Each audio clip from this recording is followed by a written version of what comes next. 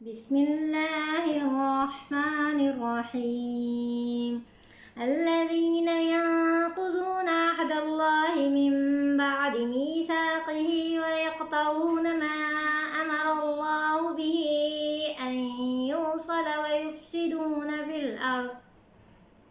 اولئک هم الخاسرون۔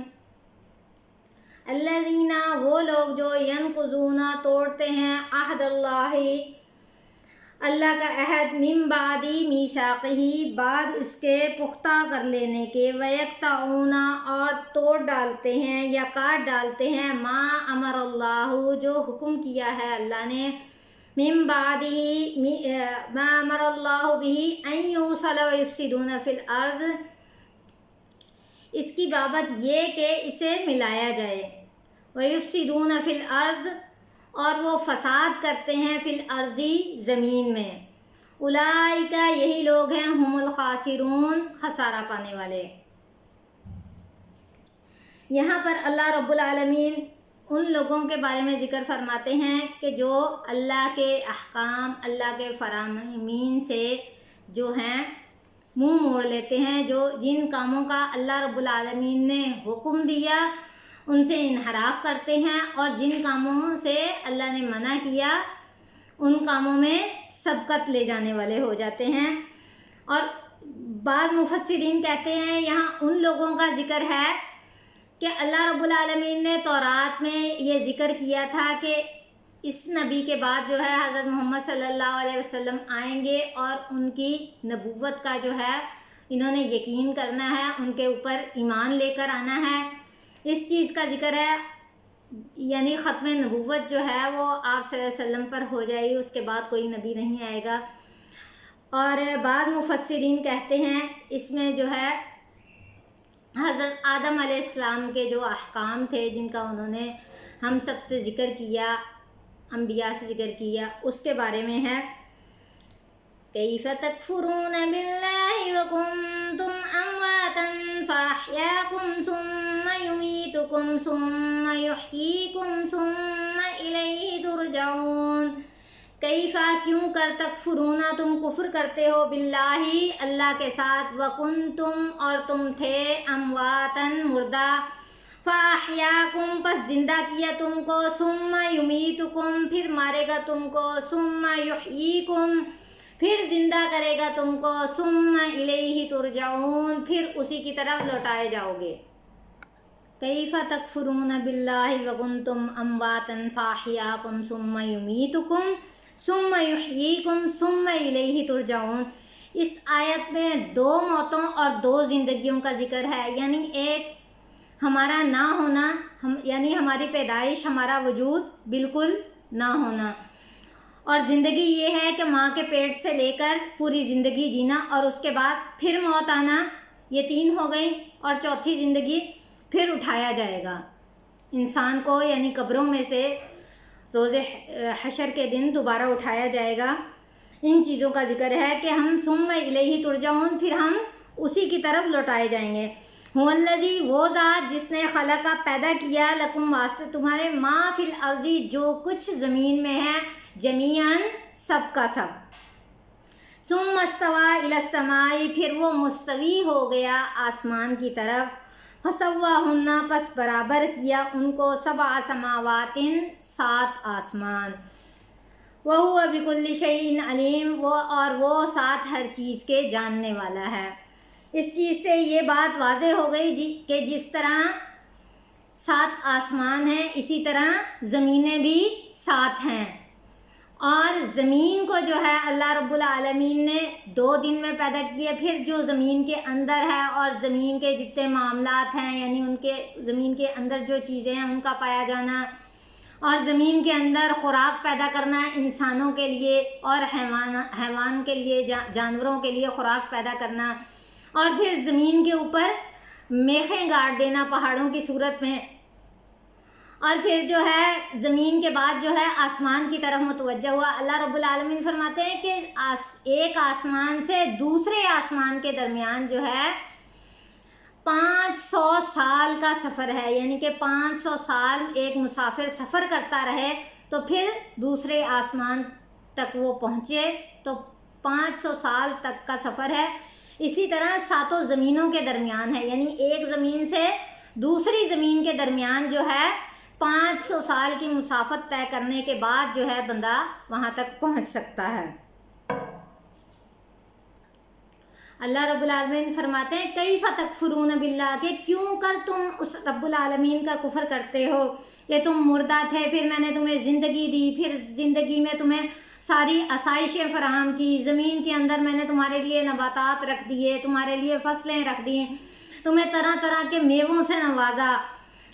پھر اللہ رب العالمین سورہ سجدہ میں حامیم سجدہ میں فرماتے ہیں قُلْ أَإِنَّكُمْ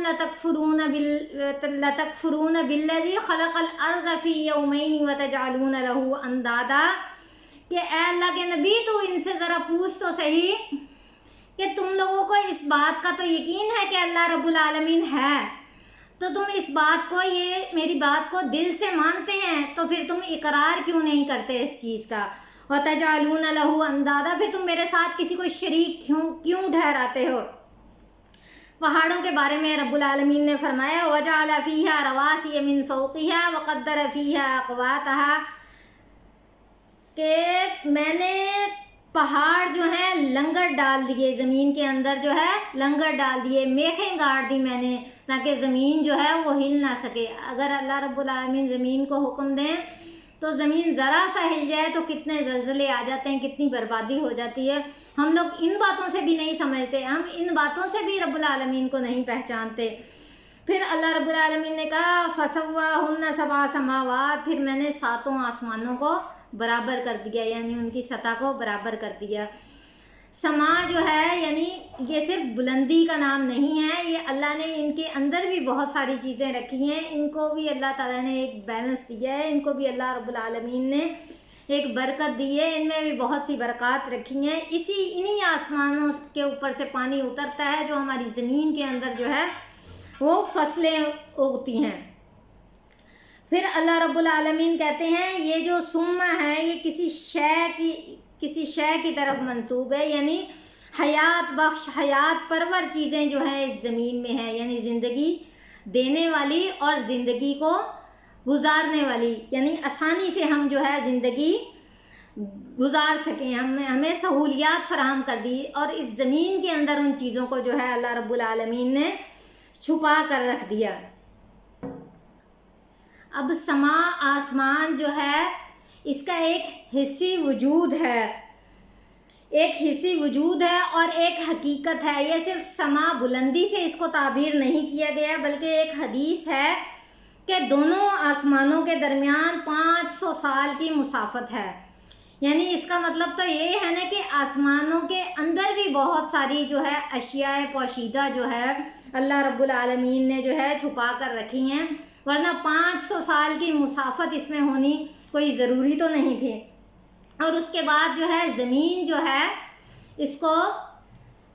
یعنی 2 دن میں اللہ رب العالمین نے زمین کو جو ہے 2 دن میں وہ تیار کیا، اور پھر اس کے اندر جو ہے بہت ساری اشیاء رکھ دی. سورہ طلاق کی آیت ہے وَمِنَ الْأَرْضِ مِثْلَهُنَّ، اور زمینیں بھی آسمانوں کی مثل ہیں، یعنی زمینیں بھی جس طرح آسمان ساتھ ہیں اسی طرح زمینیں بھی ساتھ ہیں. پھر ایک اور حدیث ہے اللہ رب العالمین فرماتے ہیں اگر کوئی شخص کسی دوسرے شخص کی ایک بالش زمین پر بھی وہ قبضہ کرتا ہے تو قیامت کے دن اسے 7 زمینوں کا جو ہے وہ اس کے گلے میں توق پہنایا جائے گا، اور اللہ رب العالمین کہیں گے یہ وہی زمین ہے جو تم نے دنیا میں اس کی زمین پر قابض ہوا، آج اسی زمین کو تو اپنے گلے میں لے کے پھر. اللہ رب العالمین فرماتے ہیں وَالْأَرْضَ بَعْدَ ذَلِكَ دَحَاهَا، اور میں نے زمین کو تمہارے لیے بچھا دیا، یعنی ایک بچھونا بنا دیا تمہارے لیے زمین کو، اور 7 سماوات، اور 7 آسمانوں کو جو ہے تمہارے لیے چھت بنا دیا. اللہ رب العالمین فرماتا ہے قال انی اعلم ما لا تعلمون، جو میں جانتا ہوں وہ تم نہیں جانتے، وَهُوَ بِكُلِّ شَيْءٍ عَلِيمٌ، اور وہ ہر چیز کے جاننے والا ہے، وَهُوَ عَلَى كُلِّ شَيْءٍ قَدِيرٌ، وہ ہر چیز پر قادر ہے، تو پھر ہم کیوں نہیں اس سے ڈرتے.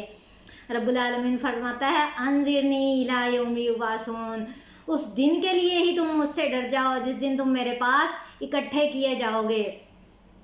ہم لوگ کہتے ہیں فلاں جواز لے کے آؤ، فلاں چیز لے کے آؤ، اگر ہم نے تمہاری زمین پر قبضہ کیا ہے، اگر لے سکتے ہو تو مجھ سے لے لو، یہ کرو وہ کرو۔ کیا ہمیں اللہ رب العالمین کا ڈر نہیں ہے؟ جب رب نے یہی فرما دیے کہ انذرنی الی یوم یبعثون، کہ اس دن کے لیے ہی مجھ سے ڈر جاؤ جب تم میرے پاس اکٹھے کیے جاؤ گے اور تمہارے پاس کسی چیز کا جواز نہیں ہوگا، ہر چیز کا حساب کرنے والا میں ہوں گا، نامہ اعمال تمہارے ہاتھ میں دے دیا جائے گا، جو کامیاب ہو گیا وہ کامران ہو گیا، وہ مراد کو پا گیا، اور جو ناکام ہو گیا وہ جہنم کا ایندھن بن گیا۔ تو ہمیں چاہیے کہ ہم جو ہے اللہ رب العالمین سے ڈر کر ہر کسی کو اس کا حق دیں اور کسی کا حق جو ہے وہ نہ رکیں۔ وما علینا الا البلاغ المبین۔ السلام علیکم ورحمۃ اللہ۔ بسم اللہ الرحمن الرحیم۔ قال اللہ تبارک و تعالی اِنَّا أَوْحَيْنَا إِلَيْكَ كَمَا أَوْحَيْنَا إِلَى نُوحٍ وَالنَّبِيِّينَ مِن بَعْدِهِ۔ قال رسول اللہ صلی اللہ علیہ وسلم انما الاعمال بالنیات۔ قال رسول اللہ صلی اللہ علیہ وسلم وانما لامرئ ما نوى، فما كانت حجرته الى دنیا يصيبها او الى امرأة ينكحها فحجرته الى ما هاجر اليه۔ عن عائشة رضی اللہ تعالی عنہ ان الحارث بن الحشام رضی اللہ عنہ سأل رسول اللہ صلی اللہ علیہ وسلم فقال یا رسول اللہ کیف یأتیک الوحی؟ فقال رسول اللہ صلی اللہ علیہ وسلم احیانا یأتینی مثل صلصة الجرس وهو أشده علي فيفسم عني وقد وعيت عنه ما قال، وأحيانا يصل لي الملك رجلا فيكلمني فعي ما يقول۔ قالت عائشة رضي الله عنها وَلَقَدْ رَأَيْتُهُ يَنزِلُ عَلَيْهِ الْوَحْيُ في اليوم الشديد البرد فيفسم عنه وإن جبينه ليتفسد عرفا۔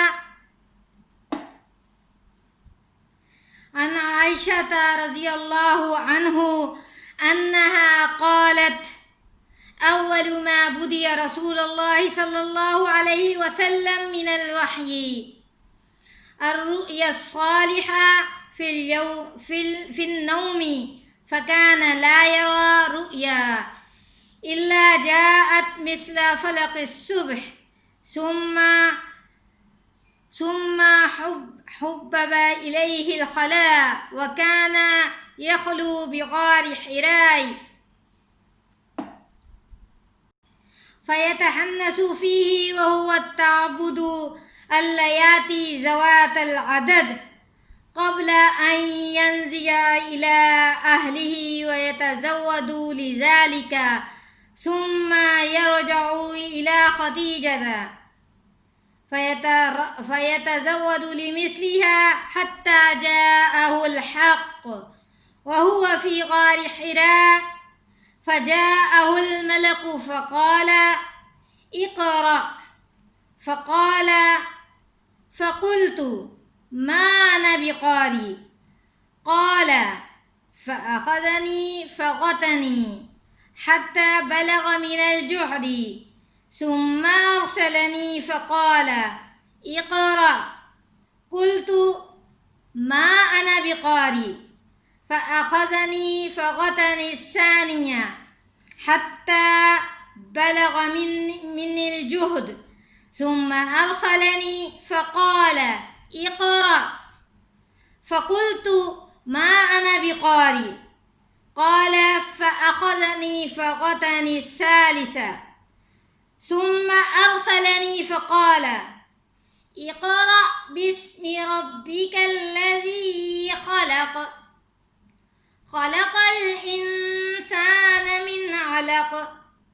اقرأ وربك الأكرم. فرجع بها رسول الله صلى الله عليه وسلم يرجف فؤاده فدخل على خديجة بنت خويلد رضي الله عنها فقال زملوني فزملوه حتى ذهب عنه الروع. فقال لخديجة وأخبرها الخبر فقال لقد خشيت علي نفسي. فقالت خديجة كلا والله ما يحزنك الله أبدا إنك لفصل الرحم وتحمل القل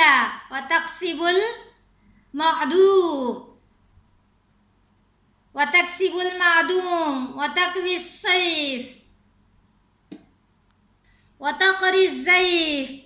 وتعين على نوائب الحق.